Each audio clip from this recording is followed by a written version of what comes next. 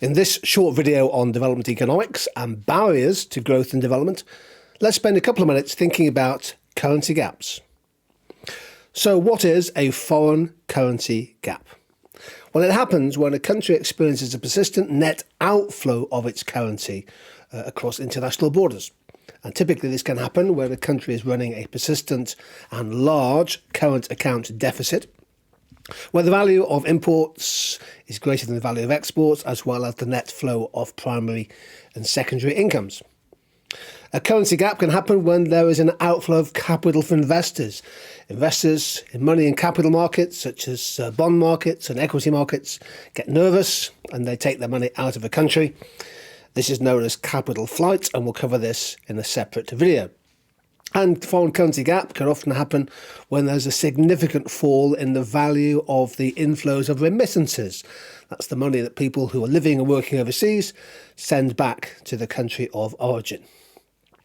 So a foreign currency gap, typically, in short, means the country runs short of dollar, euro reserves and is struggling to get the foreign currency that it needs. A key effect of a foreign currency gap is that a country may not have enough currency actually just to pay for imports, for medicines, for food, for raw materials, for the component parts, for the tools, for basic machinery.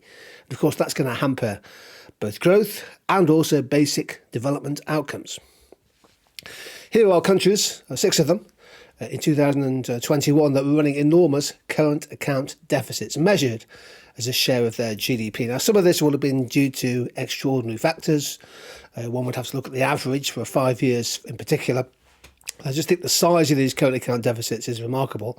Cambodia, 45% of GDP. Mozambique, 23% of GDP. And all of these countries were running a current account deficit in excess of 10% of their national output. And here's a really good example of a foreign currency gap.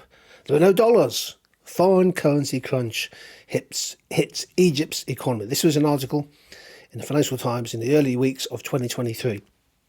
The first 3 weeks of Russia's invasion of Ukraine in February 2022 led to over $20 billion of outflows from Egypt as foreign portfolio investors rushed to safe havens. A good example here of capital flight leading to a currency gap.